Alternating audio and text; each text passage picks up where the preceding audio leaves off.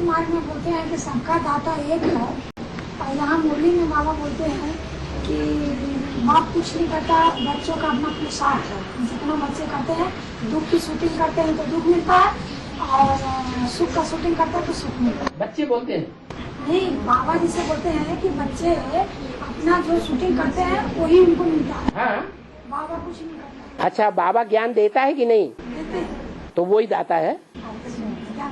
ज्ञान जो लेते हैं वो ज्ञान एक के सिवाय सच्चा ज्ञान कोई दे ही नहीं सकता, और ज्ञान के आधार पर ही दुनिया की हर आत्मा प्राप्ति करती है। क्या? जितना जितना ज्ञान उतना उतना योग लगाओ। वो योग की पावर जो है सबके अंदर नंबरवार आती है कि एक जैसी आती है। सिर्फ सूर्यवंशियों में ही योग बल की पावर आएगी, क्या और धर्म वालों में भी योग बल की पावर आएगी? है?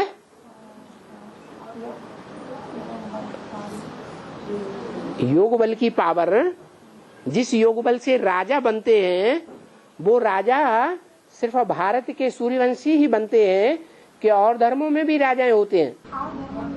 राजाएं होते हैं ना। तो जो राजाई वो प्राप्त करते हैं वो ज्ञान के आधार पर राजाई प्राप्त करते हैं कि अज्ञान से? उन्हें कुछ ज्ञान मिलता है ना।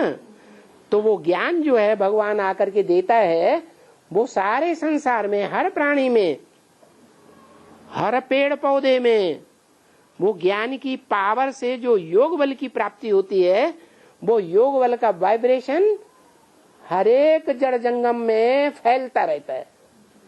क्या?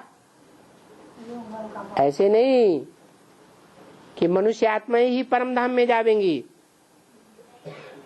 पशु पक्षी परम धाम में नहीं जावेंगे, उनकी आत्माएं भी परम धाम में जावेंगी। तो उन्होंने भी कुछ न कुछ शक्ति प्राप्त की है तब ही जावेंगी, या बिना योग बल की शक्ति के प्राप्त हो हुए जाएंगी? कुछ न कुछ वाइब्रेशन से उन जानवरों को भी योग बल की पावर प्राप्त हो जाती है।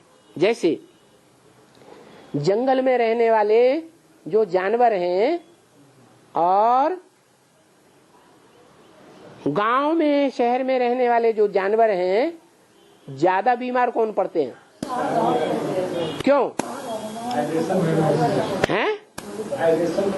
मनुष्यों के वाइब्रेशन के बीच में रहते हैं। मनुष्य ज्यादा पतित बनता है तो उनके वाइब्रेशन भी ज्यादा पतित बनते हैं, तो बीमारियां भी मनुष्यों में जास्ती होती है। तो उनके साथ रहने वालों को संग का रंग लगेगा कि नहीं? वाइब्रेशन असर करेगा या नहीं करेगा? है? अरे संग का रंग सबको लगता है कि एक को लगता है एक को नहीं लगता है? सबको, चाहे जानवर हो, चाहे मनुष्य हो, चाहे कीड़े मकोड़े हो, वाइब्रेशन का असर सबको लगता है। तो इसलिए जो पेड़ पौधे हैं उनमें भी अपने प्रकार की आत्मा है। क्या? कोई पेड़ की 4 जड़ों में से एक जड़ काट दो तो ऊपर का एक तना सूखने लगता है। कैसे सूख गया? उसमें चैतन्यता है या नहीं है? है।